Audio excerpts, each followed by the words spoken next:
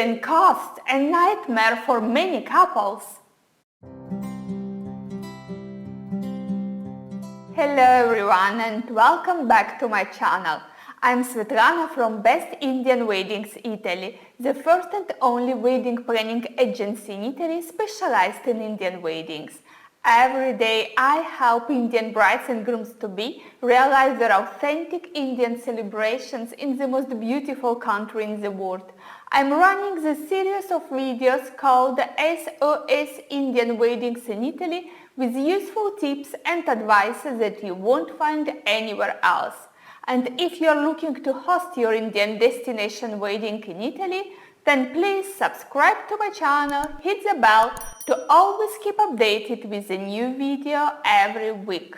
In this week's video, I'm talking hidden costs.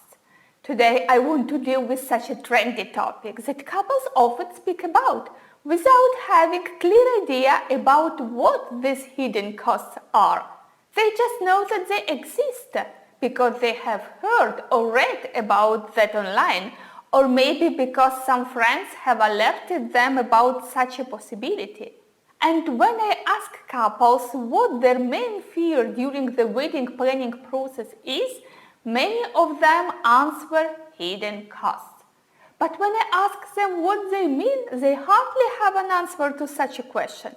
So I decided to shed light on this convoluted topic to help all Indian couples to plan their Indian wedding in Italy in full awareness, so that you get to know how to not overlook any important aspect and how not to find yourself later with expenses that you haven't considered and haven't budgeted for. Especially if you don't have a large budget, any unexpected cost can potentially compromise your already small budget. And even if your budget isn't small at all, it doesn't mean that you will be happy to pay extra for any unexpected cost that comes out later. Isn't it true? Okay, the very first cost that can be classified as unexpected are the taxes. And even if it could seem obvious that there are taxes to pay, they often get overlooked. Why is that? Because it's quite common in Italy that couples are presented with net prices that they can potentially pay cash, so that there is no need to add taxes on top. Please don't misunderstand me. I don't want you to think that you too can potentially pay cash to save on taxes. It's not a good idea.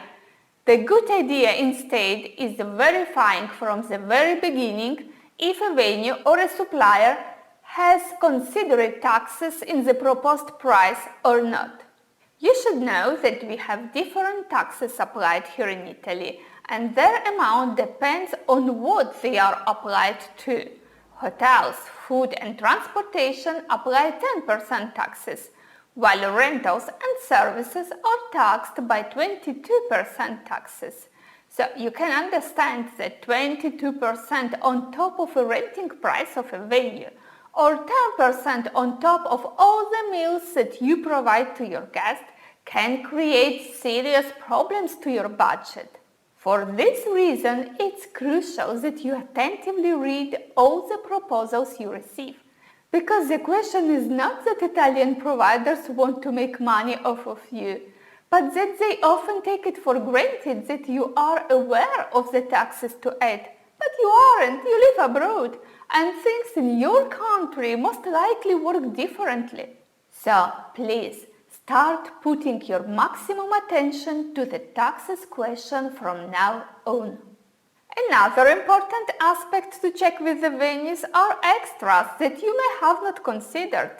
For example, some spaces may not be included in the base renting price and may come at an extra price that you must be aware of if you want to use that specific space.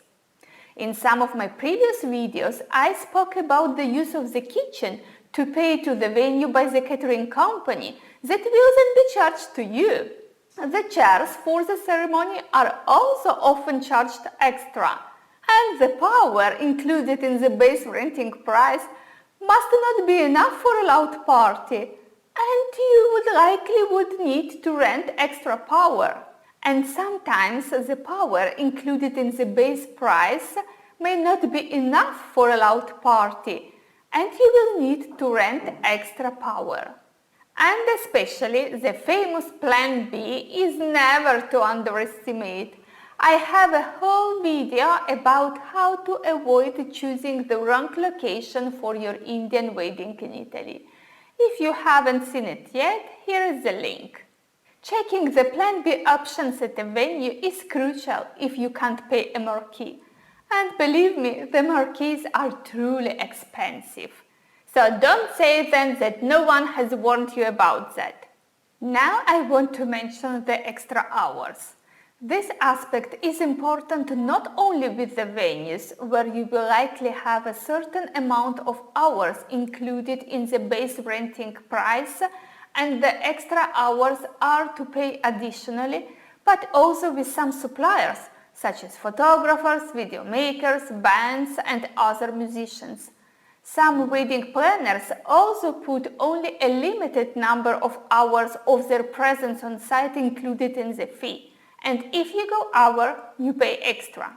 I perfectly know how an Indian wedding is structured, and my suppliers as well as my team are always prepared to cover all the necessary time of an Indian celebration. Other wedding planners in state don't know about that, and they provide you with a standard fee because it's how they usually work. So you must be the one to carefully check the number of hours included and the cost of the extra hours to see if this or that other quote can work for your wedding.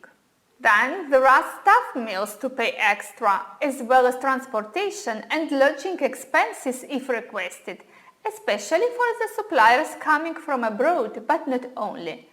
I suggest you read all the conditions and contract attentively before confirming or signing with any supplier, so that you are aware of the potential extra cost involved with some suppliers. Please note that not all the vendors present you with long, detailed contracts. Many of them just put down your name, the wedding date, the price, and a short description of the agreed service. And they will likely take it for granted that you would provide a meal to them. That's most common among the musicians, but also many Italian photographers and video makers do that. And you must think that there isn't a meal to provide because it isn't written in the contract. It doesn't work that way. So please note that the video and photo team, as well as the musicians and the priest, are always to be provided with a meal. And lastly, I want to mention a music royalty fee that there is only in Italy, I guess. So couples aren't aware of it, and often they don't understand what venues or caterers are talking about. This tax is mandatory in Italy for all the events with music, and its amount depends on some variables. However, it's always mandatory to pay it. Its name is SIAE, and you will find it in all the contracts with venues or restaurants. As you see, hidden costs do exist, but they won't be hidden if you know how to dig them out and where to pay your attention to.